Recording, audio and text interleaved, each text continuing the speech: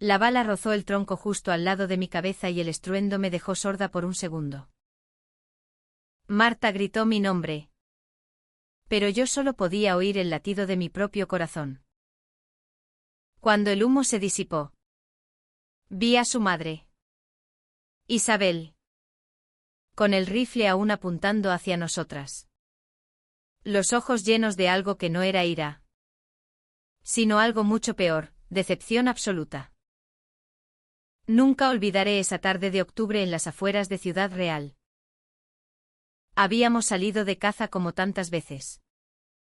Marta y yo. Con la excusa de que éramos las mejores amigas desde la universidad. Isabel insistió en acompañarnos. Siempre lo hacía últimamente. Decía que le preocupaba que fuéramos solas al monte. Que había jabalíes peligrosos. Yo sabía que no eran los jabalíes lo que le preocupaba. Todo empezó meses atrás. Cuando Marta y yo cruzamos la línea que nunca debimos cruzar. Éramos inseparables desde los 18 años, mismas clases en la Complutense. Mismas noches de vino barato en Malasaña. Mismos sueños de escapar de la Castilla profunda. Ella volvió a Ciudad Real para cuidar a su padre enfermo, yo la seguí porque no concebía la vida sin ella. Alquilé un piso pequeño en la calle de la Paloma y me inventé un trabajo remoto para justificar mi presencia. Nadie sospechaba nada. O eso creíamos. La primera vez que nos besamos fue en la cocina de su casa. Mientras Isabel dormía en la habitación contigua. Marta lloró después. Dijo que se sentía sucia. Que su madre nunca lo entendería. Que en un pueblo como este nos mirarían como apestadas.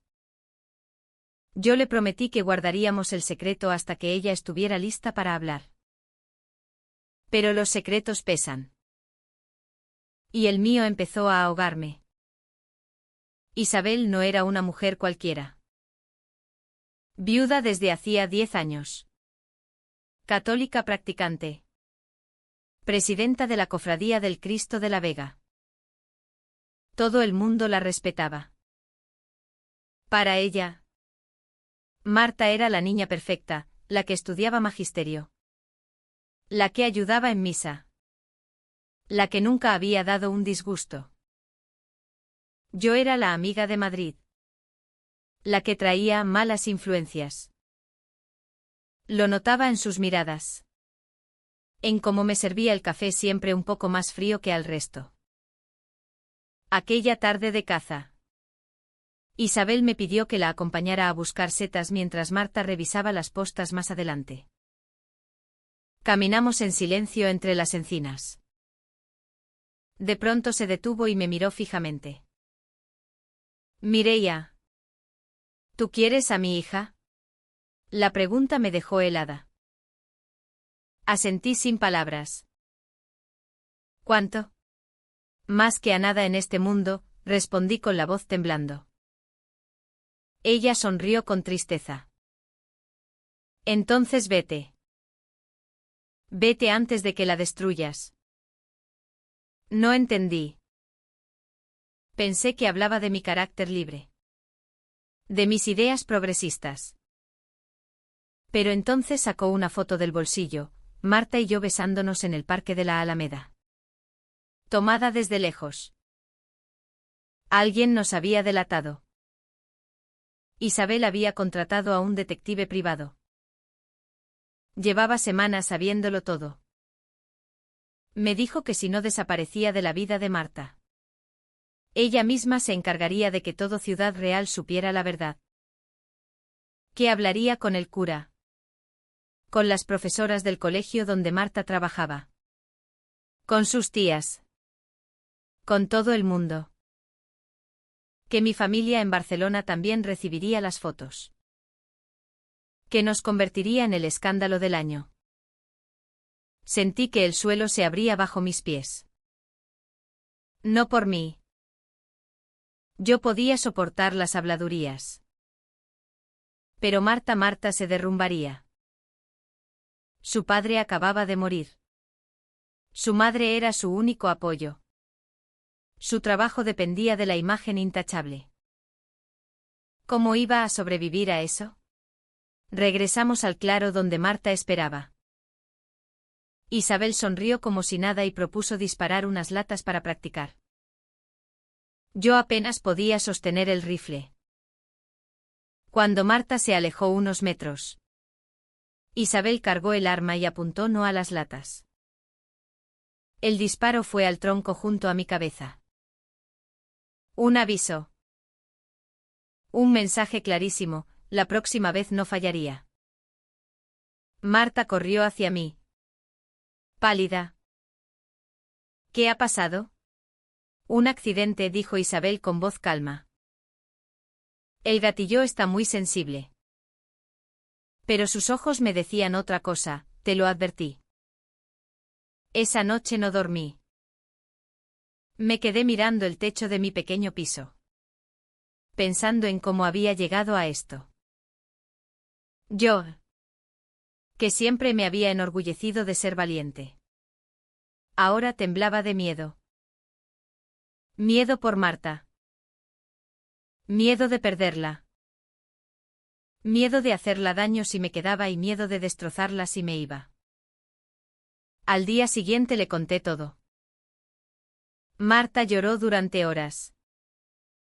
Me abrazó tan fuerte que pensé que nunca me soltaría. Pero luego llegó la frase que me partió el alma. No puedo perder a mi madre. Mireia. Es lo único que me queda. Y yo entendí que había perdido la batalla antes de empezarla. Los días siguientes fueron un infierno silencioso. Marta dejó de responder mis mensajes. Yo pasaba por delante del colegio donde daba clases y la veía salir. Siempre con la cabeza baja, evitando mi mirada. Una vez intenté acercarme y ella cruzó la calle corriendo. Me quedé allí plantada como una idiota, con el corazón hecho pedazos. Isabel ganó. O eso creía ella.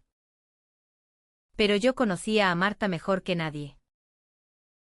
Sabía que detrás de esa fachada de obediencia había una mujer que se estaba muriendo por dentro. La vi perder peso. Ojeras profundas. Las manos temblando cuando servía el café en casa de su madre. Isabel estaba triunfante, su hija había vuelto al buen camino. Una noche de noviembre recibí un mensaje suyo a las 3 de la madrugada, no puedo más. Ven. Corrí hasta su casa. Me abrió la puerta con los ojos hinchados de llorar. Isabel dormía gracias a las pastillas que tomaba desde la muerte de su marido. Marta me llevó al sótano. El único lugar donde podíamos hablar sin ser oídas. No aguanto esto. Mireia. Me siento como una traidora. Con ella y contigo. Le acaricié el rostro. Tenía la piel fría. Entonces vámonos. Cogemos el coche y nos vamos a Madrid. O a Barcelona. O a donde quieras. Negó con la cabeza. No puedo dejarla sola. Se quedaría sin nada. Y me odiaría para siempre. ¿Y tú? ¿Tú qué quieres? Marta. Se quedó en silencio tanto tiempo que pensé que no respondería. Quiero despertarme contigo cada mañana. Quiero caminar de tu mano sin mirar atrás. Quiero ser valiente pero no lo soy. Esa noche hicimos el amor por última vez. En silencio. Entre sacos de patatas y cajas de vino viejo. Fue triste y desesperado. Como un adiós que ninguno quería pronunciar. Al amanecer me dijo que necesitaba tiempo. Que hablaría con su madre. Que intentaría hacerla entender. Yo quise creerla. Pero Isabel era más lista. 2 días después. Marta me llamó llorando histérica. Su madre había sufrido un infarto. O eso decía el médico. Estaba en el hospital. Grave. Marta me suplicaba que no apareciera por allí. Que Isabel se alteraría. Fui de todos modos. Me escondí en el pasillo, viendo cómo Marta sostenía la mano de su madre mientras ésta, con voz débil, le decía: no dejes que esa mujer te arruine la vida. Hija mía. Prométemelo. Marta prometió. Cuando salí del hospital. Nevaba. Ciudad Real cubierto de blanco. Como si quisiera borrar todas las huellas. Me senté en un banco de la plaza de Cervantes y lloré hasta que no me quedaron lágrimas. Decidí irme. Escribí una carta larga que nunca envié. Reservé billete a Barcelona para la semana siguiente. Empecé a empaquetar mis cosas. Pero la vida tiene formas crueles de retenerte. 3 días antes de mi marcha, Marta apareció en mi puerta a medianoche. Empapada por la lluvia. Temblando. Mi madre no tuvo un infarto, dijo con voz rota. Me lo confesó todo. Fingió los síntomas. Llamó a una amiga enfermera para que la ayudara. Todo para manipularme. Me abrazó tan fuerte que casi me hace daño. No puedo seguir viviendo esta mentira. Me voy contigo. Por primera vez en meses. Sentí esperanza. Planeamos todo con cuidado militar. Marta diría que se iba unos días a casa de una amiga en Toledo. Yo tomaría el tren a Madrid y la esperaría en Atocha. Desde allí, AVE a Barcelona. Teníamos ahorros suficientes para empezar de cero. La noche antes de la fuga, Marta durmió en mi piso. Hablamos hasta el amanecer. Me contó cosas que nunca había confesado, como desde niña sentía que no encajaba. Como rezaba por las noches para que Dios la curara. Como su padre. Antes de morir, le había dicho que lo único que quería era verla feliz. Fuera como fuera. Lloramos juntas. Nos prometimos que esta vez sería diferente. Que no dejaríamos que nadie nos separara. Pero Isabel no era de las que se rinden. A las 7 de la mañana. Mientras Marta se duchaba. Alguien golpeó la puerta con furia. Era ella. Alguien le había chivado que su hija no estaba en casa. Abrí la puerta y allí estaba. Con el rostro desencajado. El pelo sin peinar. Vestida todavía con el camisón y un abrigo encima. ¿Dónde está mi hija?, gritó. Intenté calmarla pero entró como un vendaval. Encontró a Marta saliendo del baño envuelta en una toalla. El grito de Isabel resonó en todo el edificio. Pecadora. Has elegido a esta desviada antes que a tu propia madre. Marta se puso blanca. Mamá. Por favor. Por favor, ¿qué? ¿Me vas a abandonar como tu padre me abandonó cuando se murió? ¿Vas a dejarme sola por esta mujer que te ha lavado el cerebro? Yo intervine. Isabel. Marta no es una niña. Tiene 28 años. Tiene derecho a elegir su vida. Me miró con odio puro. Tú no sabes lo que es criar a una hija sola. Sacrificar todo. ¿Y para qué? Para que venga una forastera y se la lleve. Marta empezó a llorar. No quiero hacerte daño. Mamá. Pero no puedo seguir fingiendo. Te quiero. Pero también la quiero a ella. Y me estoy muriendo por dentro. Isabel se llevó las manos a la cabeza. Entonces vete. Pero no vuelvas nunca. Si cruzas esa puerta con ella, para mí estarás muerta. El silencio que siguió fue el más pesado de mi vida. Marta me miró. Yo le tendí la mano. Ella dudó. Vi en sus ojos la batalla más cruel, amor contra miedo. Libertad contra culpa. Deseo contra deber. Y entonces hizo lo impensable. Soltó mi mano. Lo siento. Mireia. No puedo. Se acercó a su madre y la abrazó. Isabel sonrió victoriosa mientras yo sentía que el mundo se derrumbaba. Salí del piso sin decir nada. No podía hablar. Solo caminar bajo la lluvia hasta la estación. Tomé el primer tren a Madrid. Desde la ventanilla vi pasar los campos manchegos. Grises y desnudos como mi alma. En Madrid me instalé en casa de una amiga. Borré el número de Marta. Intenté olvidar. Pero el olvido no llega cuando el amor es de verdad. Pasaron 6 meses. Yo trabajaba como diseñadora freelance. Salía con amigas. Intentaba reconstruir mi vida en Barcelona al fin. Pero cada noche soñaba con ella. Con su risa. Con sus manos.